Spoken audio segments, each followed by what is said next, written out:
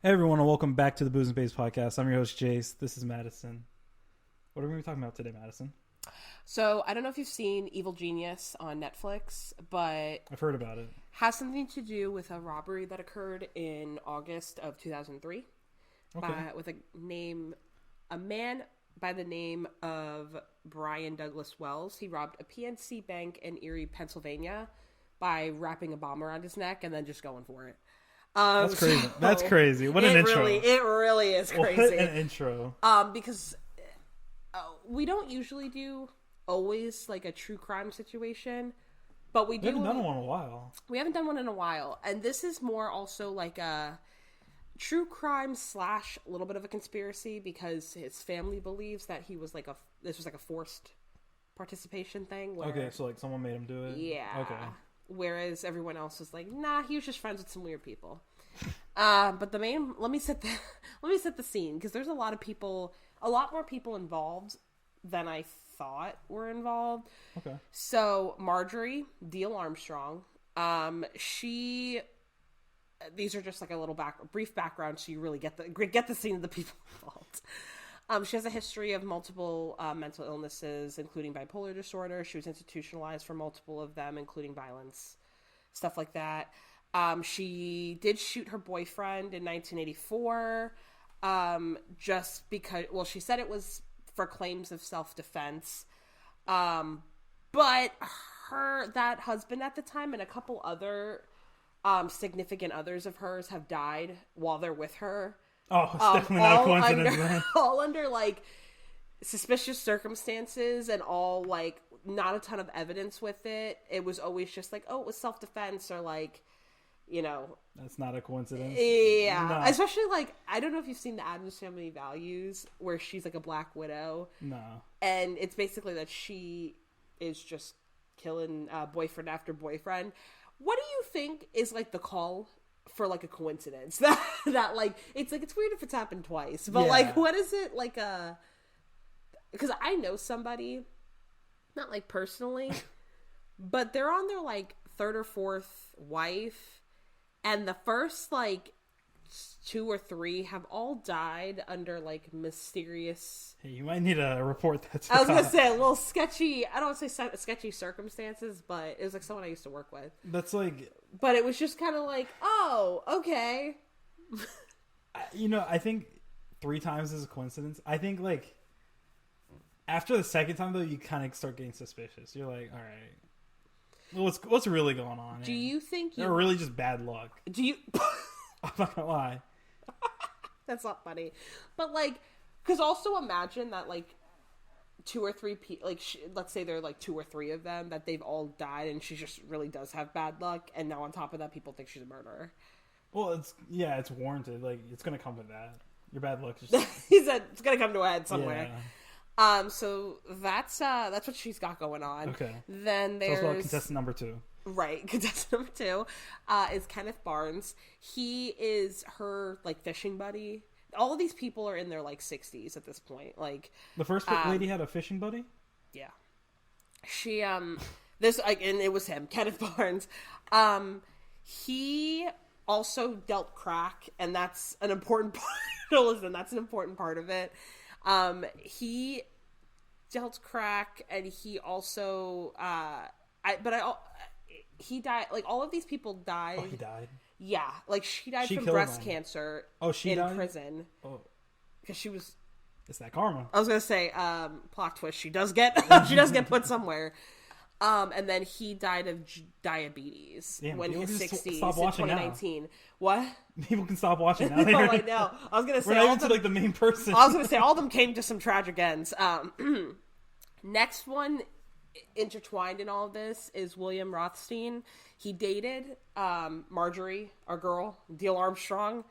Dated her in the 60s, 70s. He was implicated in a 1977 murder after he gave a handgun to a friend who used it to murder a romantic rival. So I think it was like they both liked the same girl. So he was an accomplice. He gave the gun, murdered him. Let me tell you, I've been jealous before, but never that. I've never been that down bad before. No, I know. Because like what what kind of friend are you? Like, were you, if your friend came to you and was like, I'm going to be so honest with you, like, I really want to date this girl, she's dating someone else, do you have, the balls to go kill that dude? I was going to say, I know you don't have any guns, but like, do you have like a heavy Lego or something that could like kill him, you know? Like, would I kill someone? No, not would you kill someone for your friend? I'm assuming ideally it would be a no, depending on the situation. Or, like, the situation. Like, if it's, like, a Hunger Games situation, yeah. Yeah, but I'm talking about, like, this situation. But if, like, my bro's down bad and wanted... Yeah. Nah. It's just, like, a down bad situation. You're gonna have to would you give them the gun for them to do it? Or would you, like, do you think you would stop them? No, because that's going to get traced back to me. Yeah. So you're more just purely selfish reasons I'm there of why for, you're like, not just, going out. Like, I want to just watch. Actually, I don't want to watch. But, like, I'm just there Interesting. I'm there to just, like, observe, if that makes sense. I might, like, contact the police, you know? You don't want anyone to get killed, but, like...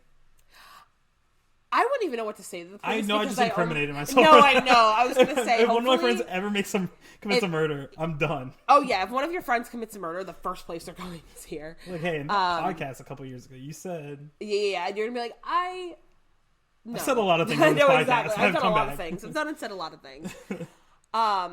Basically... Yeah, that's how he's kind of intertwined in it. Okay. He later attempted to destroy the weapon, so he ended up getting off with, like, he tried to destroy it. Like a kiss and some Skittles, pretty much. Mm-hmm. Okay. Yeah, basically. Cool. He was a handyman and part-time teacher, and he was part of a group called the Fractured Intellectuals Group. That sounds like a post-apocalyptic. It was kind of like groups that they weren't so well adjusted. Oh, so they had it was like a... What? Nothing. It was They're like kind of crazy. Yeah, like, for lack of a better word, like, they were just not, like, kind of like a misfit group. But they... Those are the villains, too. And, like... Yeah, like, they just... It seems like almost like a bunch of bad people found each other. Because it's almost like all of their stories have something to do with something, like... They all have some sort of violent history, and they all don't seem like they have it all together. But he was admitted to a community hospital in 2004 after this incident, and he ended up dying of lymphoma that year. So it's almost like, it's really weird that I feel like all of these people have died of, like, health-related issues. We got heart attack, we had breast cancer, diabetes, and lymphoma. He was... The reason he's important is he was kind of like, not the ringleader, but he's the one that made the collar. Like, he made the bomb collar, and, like, he's the one that, I think he's the one that, like, figured out how it works, essentially, and gave it, like, made it for Wells to put on. So he's kind of like a little bit of a mastermind. Not a great one, but, he's a mastermind in his own right. Okay. And then the last guy... Floyd Arthur, he goes by Jay Stockton Jr. He lived as a fugitive at Rothstein's house. He was granted immunity for his testimony against Steele Armstrong, but he was never called into court to test due to illness. And then he also did die of respiratory failure. Oh, sorry, man. Of respiratory failure. Isn't that crazy? Because all of them died like in their 60s, 70s. Like, it's not like they died all of, like, old age, like 90s. Like, all of them died 60s, 70s. That's literally like karma, though. I was gonna say, that's like the definition of karma. Do you think it's a karma situation or just shitty luck? Well, I think a little bit of both. Definitely think it's a little bit of both. Yeah, like, that's to just one after another, just boom, boom, boom. You hate to see it. You really hate to see it. So that's kind of like, that's to set the scene for the group. Okay. A little bit of a misfit group. One of them was a crack dealer, so you can probably infer how some of them know each other. Crack cocaine. He said the spoon, if you will. Booger sugar. Not the booger sugar. They think now Wells. They didn't. It's funny, not funny, but like oddly enough, they didn't have a ton of information about him. I feel like on any. Like, it was mostly the backgrounds of, like, the masterminds behind, Was he kind of like a nobody? Like, yeah, like, he worked at the pizza shop that he was delivering from. He worked there for 10 years. Like, his family kind of described him as kind of quirky, kind of quiet kind of situation. That's a nice way to put it. He was set up by Jessica, I believe it's Hoopsick. Yeah, Jessica Hoopsick. She was a prostitute, and she set him up because she knew Kenneth Barnes because he dealt her crack, and she kind of like exchanged Wells as like demonetized for saying crack. I don't know. It's not crazy. I know. Wells, they kind of like he was kind of like I don't want to say a test dummy.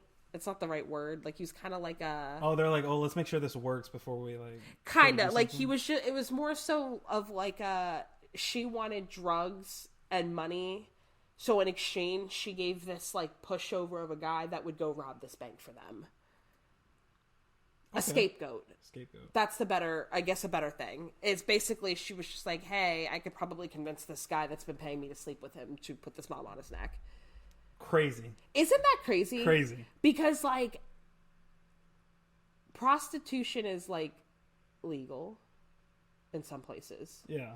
So, like, you got set... It's not like he was doing something, like, he was dealing the crack or anything. No, you know what I bamboozled. mean? Like, he kind of got fucked. I'm going to be honest. And yeah. So... Literally, anyway, I was going to say that. I was like, well, anyway. So that's what I guess the argument conspiracy thing comes from is like and I guess it's not even a conspiracy, it's more of an argument, like, because I guess baby, this is true crime. I was going to say, let me set the scene of what happened and then we'll talk a little bit about the aftermath. The meat and potatoes. The meat and potatoes. So, like I said, worked 10 years at this pizza delivery place. It was on August 28th, 2003, 1:30 in the afternoon. The pizza place gets called, for a delivery order that's not out of the ordinary. I think he was the only delivery driver, so it's not like... So he just got... Was it Like, he knew... Like, the pizza... Because he knew he was getting that call, because the pizza place received the call from a random payphone. So, like, the call itself was set up because he was the only delivery driver, so he would have to take the pizza. So the call wouldn't have happened if it was some other dude? Yes. Okay. So he definitely knew, I think it was happening, but like he says, go time, baby. Right. Correct. So he delivered the 2 peaches to 8631 Peach Street. And the address was the location of a transmitting tower at the end of the road. According to the law enforcement, upon arriving at the television tower, he found out the plot had changed and learned the bomb was real, because originally, I guess, he thought the bomb was fake. Oh, his friend set him Yeah, like, this is like a setup. So it's like he did technically, like, know about it, but they told him, I think, that the bomb was fake and that it was just kind of like a test run almost. I mean, as you would. You don't want him to get freaked out. You correct. Know, kind of thing. Yeah, so... Wells' family... I say that like I was part of it. His family disputed a couple, like, accounts of that and basically was saying that instead he was held at gunpoint and forced to participate versus, like, him kind of being in on it, but more so in on it that he thought it was fake. That he knew there was a bomb, but he thought it was fake. His family is saying that he knew nothing and he was forced at gunpoint. That's what I heard. Like, that's the story that I heard. That he showed up and they forced him, or like, put this bomb on. So it says that when the details of all of that were never really established among the group of 4 of them. But it suggests that there was a struggle between, like, Neil Armstrong, Barnes, like, basically all of the main players I mentioned earlier were there. And that there was a little bit of a struggle. It seems that Stockton claimed to be the one to put the bomb around his neck. When he discovered that the bomb was real, Barnes said a pistol was fired in order to force Wells' compliance, and witnesses did confirm hearing a gunshot. So he did agree to it, but I don't think he agreed without coercion, kind of thing.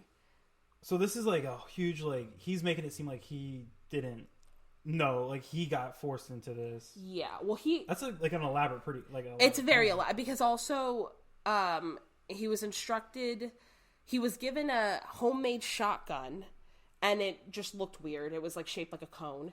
And he said that they basically told him to tell people that 3 armed black men were the ones holding him at gunpoint and holding him as a hostage. Man. So some evidence surrounding that of what they found like a 9-page detailed bomb hostage, like, information packet in his car, detailing what they were going to do, including, like, the time-sensitive information of what tasks they were doing and what they were supposed to carry out from the bank. Like, basically found all of his everything. Yeah. Along with act now, think later, or you will die was written on the bottom of the instructions given to him, which also kind of plays into the evidence that he was maybe originally not coerced into hanging out with the people, but coerced into, like, the bomb actually being real. Okay. Does that make sense? Kind of. So then the actual robbery itself, basically he was instructed to enter PNC Bank, slip a note to the teller and say, hey, give me $250,000 and threaten them with the shotgun. Yeah, right. Threaten them with the... So let's put a pin in that, though, for a second. I feel like if I were to do something like robbing a bank, I feel like I would want, like, more compensation than $250,000. I don't know because how then much... you're also splitting that with somebody that you're stealing. Like, how much does a bank typically have on hand? Yeah. I don't know. That's what I'm saying. Because I feel like... This is also 2003, so... I feel like they would have more cash. Because I feel like maybe now they wouldn't have as much cash because a lot of things are digital. But maybe at the time, I feel like there's a good case. Yeah. For there possibly... And don't get me wrong, $250,000 is a lot of money. But when you're robbing a bank... Right. It's not... I guess... If you think about it also in terms of, like, there's somebody's account there that probably has that much money in it. Yeah. Just one account, you know? People are going to call me and be like, do you guys know how banks work? No, I'd be like... Marissa's going to listen to this while she's at her bank job and be like, hey, dumbass, I've explained this to you multiple times. I don't know how banks work. My parents worked at a bank. I was just saying, well, maybe they can give us a lesson because we're not clearly doing well with it. But yeah, he slid the note to the teller, told them the bomb is going to explode in 15 minutes unless you do, like, the full amount has to be handed over within that time. The teller was unable to access the vault that quickly and only gave him a little over $8,700. Oh, come on now. Come on now. And then he left. So at 2:38, though, a witness called 911 and basically told them, like, hey, there's someone leaving the bank, and it looks like he has a bomb strapped to him. And after like, a lot of the people were saying that, like, again, it's not funny, but it's just that he was... As he sort of... No, because he was so, like, a lot of... We're saying that he quite literally was so confident about this. Like, I think they almost... The bomb, I think what my assumption is that they told this man, hey, we're going to get a lot of money if they think there's a bomb on your neck. So put this fake bomb on your neck and go rob this bank. So he should have acted a little bit more scared. So I almost feel like he was just... Well, no, I just feel like he was just like, okay, and then didn't know it was a real bomb because he, like... He got a lollipop, apparently, when he was waiting in line. Like, he was sucking on the lollipop, waiting to go extort them for money. Like, some witnesses literally likened him to skipping out, like Charlie Chaplin, like in an old-timey movie. Like, he genuinely thought that he... was the bee's knees. Hook, line, and sinker. Like, he's like, slay. I got them. I got their asses. He didn't. Because, no, he didn't.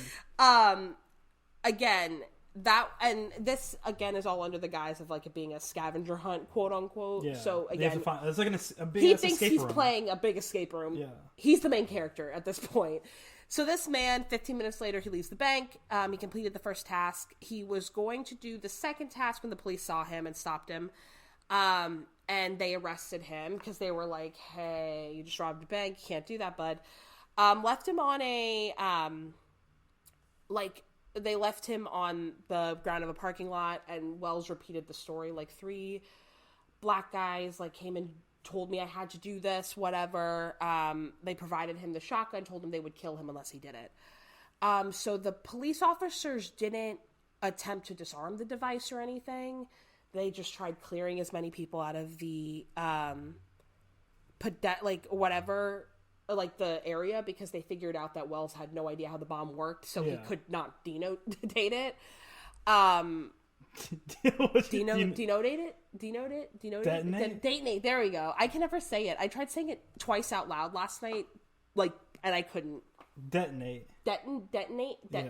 Detonate. Yeah. Detonate. But then I feel like it sounds like I'm saying dentures. I know. But the bomb, he couldn't figure it out. The bomb squad was first called at 3:04. And at 3:18, 3 minutes before the bomb squad arrived, it exploded and blasted a fist-sized hole in Wells' chest, killing him in seconds. So all of these people are dead. I mean, his was the only one, though. Like, his obviously was bomb-related. Yeah. Sweet. He died on scene. Blow it in his chest. Because it was a collar that was on. Just, so I think it was the way it was. I don't think it was, like, one that... I don't think it was one that like blasted off. I think it was one that just like hung right here, and then it just exploded there. Oh, okay. So then it exploded like right here. Okay. It's my assumption of what I not picture, but you know. Sure. So obviously he did not make it past that, but the death also involved another conspiracy surrounding it, linked to it, that's kind of linked to it. On August 31st of 2003 of that year, his co-worker at the pizza store, the only other delivery driver there, so Robert Thomas Panetti, was found dead in his home after suffering a drug overdose, but it wasn't confirmed if it was accidental. So they just think it's just and that, I don't think anything ever came of it, but it was just another kind of death related weird thing that just was how big, I don't want to say how big is this group, because it's not a group, but it's like a organized something is going on with this group of friends. Because I was going to say, we've hung out with our friends a couple times, at least. Never killed anyone thus far. Yep. But anyway. On September 20th, later that year, 2003, Rothstein, who lived near the television tower, he called them to tell them about a body in his garage named James Roden. After he called the police, Rothstein, that was involved with that whole thing, he wrote a suicide note saying that he didn't have anything to do with Wells.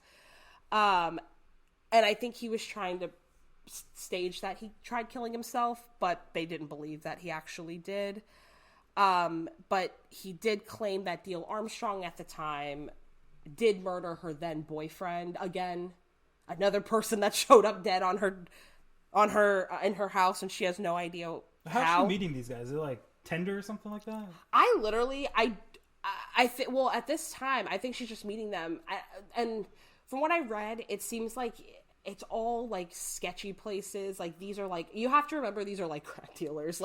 They're meeting each other at sketchy bars. I don't think they're really questioning it. It's not like someone like you going to this girl's house and someone murdering you. That's true. I don't think anyone's it sounds sad. I don't think anyone's necessarily looking for these people. But he claimed that she murdered him, the guy that was in her freezer, over some money, which is how they got brought into into the station and then linked to the robbery and the investigation. That's crazy. She kept him in his freezer, or her freezer? Yeah.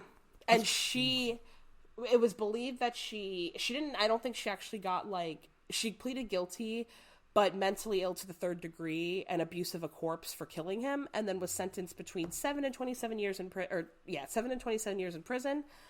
And they said that he was linked to it because he was planning on going to the authorities to turn them all in, and she said, no, sweetie, you're not, and she killed him. That's crazy, because I always see I don't know if you ever get it on TikTok, but it's the little cop cams. Yeah. Where it's they're going to a murderer's house, and it's there's this one kid that murdered this random homeless dude, and just had parts of his body in his house. I was that's just wild to me. You know, you like watch like serial killer documentaries, and they're like, "Oh yeah, we found a head and arms in like the freezer." Right. It's like, why? Well, especially like, since how? it's always people like that, but it's like this is like their fifth offense, and I'm like, you're finding people in their freezer. This is probably not the first person in their freezer, but for whatever reason, this is the first person that you're looking into, like a Texas Chainsaw, like a Leatherface situation. Yeah. That or Ed Gein, it was based off of the serial killer, but like nobody really looked too far into it until it was his mom, and they were like, hey, like you should have noticed the other. Yeah, I was gonna say maybe you should have noticed the other dead bodies that were missing. You know. Yeah. So I feel like it was definitely a situation like that she probably should have gotten acquitted a while ago, or like taken care of a while ago. But in 2005, so 2 years after this happened, she let them know, like the police know, that she had some information about the Wells case, and that she would be willing to tell them everything if she was transferred to Muncie Correctional Institution. And she's probably getting beat up in the other prison. No, to a minimum. She's like, I can't stay here, man. Correct. Basically, that was the reason why. Really? Deadass? Is because she wanted to go to a minimum security. Oh, she was getting beat her ass up. Yeah, it's a Cambridge yeah. Springs. She wanted to go to a minimum security prison instead because she felt like she was being treated unfairly at the other one. And then in 2005, Barnes, who the crack dealer, he was in jail for drug charges turned in by his brother-in-law. And on September 3rd, 2008, so a full 5 years after the whole conspiracy, he pleaded guilty to conspiring to rob a bank and aiding and abetting. He was sentenced to 45 years in prison by a federal judge, and then he was later reduced to 22.5 years after he conspired to get Deal Armstrong put away. What's crazy is like these people would be close to getting out if they were still alive. That's why this case is so weird to me, is that like this would be something that would probably be on the news, like because this was a pretty big 2003 right, like it was a very big case, so like it's like this would be something that would definitely on the news now be like, you know, Kenneth Barnes out of prison, like breaks the silence on what happened, you know what I mean? That it's very like spooky, I feel like, to think about that I don't way. know, that's like weird to think about, like, oh, this guy that committed this crime 22 years ago is like being released now. It's like, oh, okay, all right.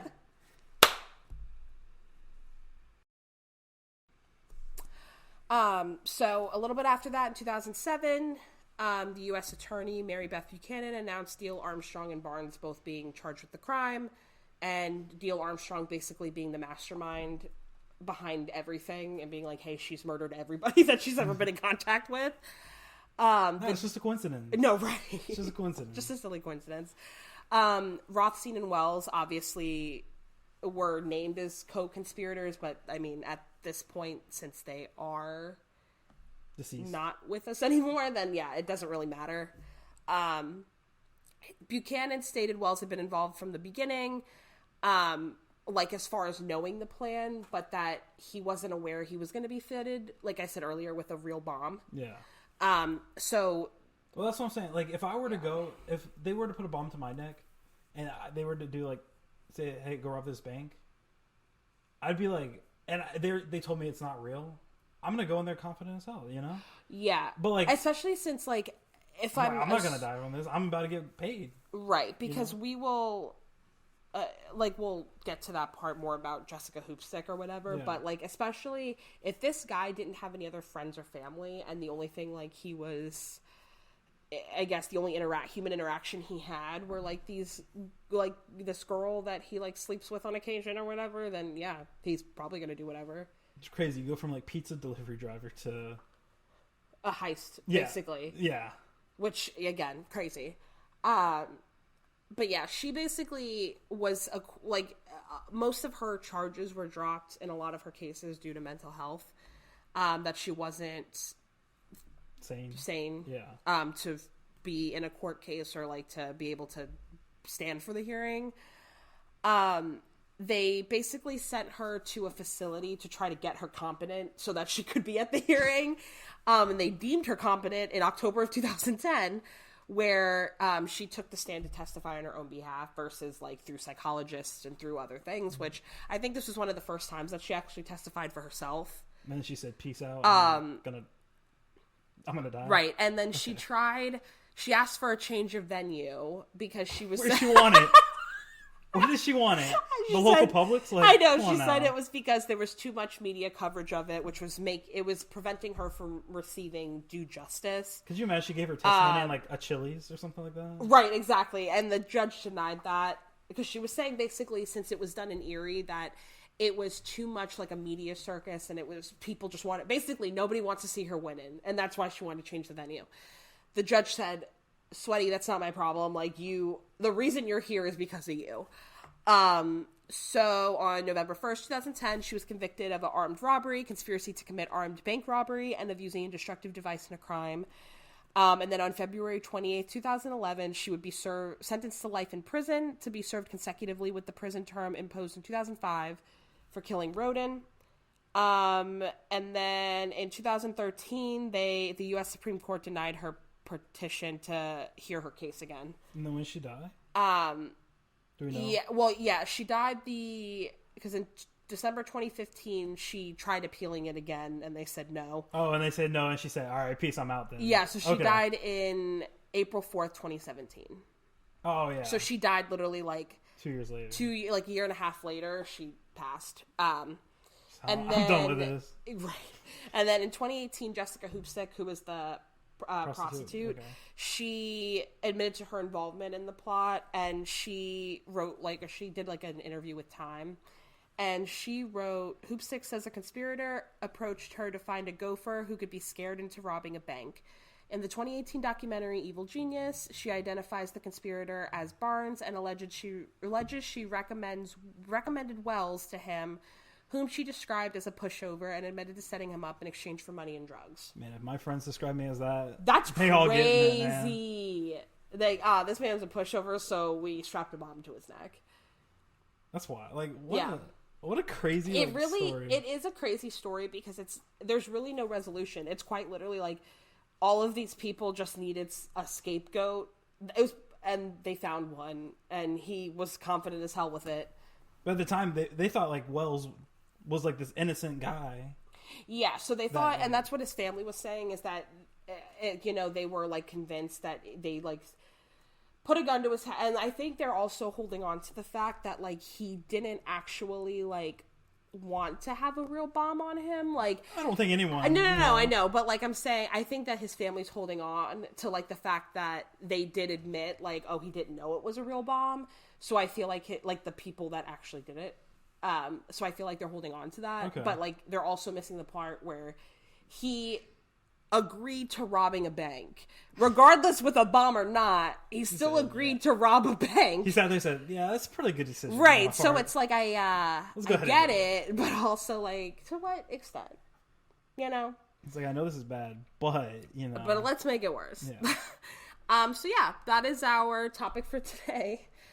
About that robbery. I haven't actually seen the first, like, the full thing on Netflix, so now I might watch it. Yeah, because that's cool. But that was crazy. Like, I remember watching a little bit of it, and then like hearing that, it's just like that was probably our best true crime. I like that one. I like that one too. It was interesting. Yeah. It was definitely because there was all of the moving parts. Almost, it's like have everything and nothing to do with each other at the same time. But with that being said, thank you guys so much for listening today. Make sure to subscribe to our channel and anywhere you guys listen to podcasts, and our YouTube channel that we are now trying to post more on. And with that being said, we will see you guys next time. Bye.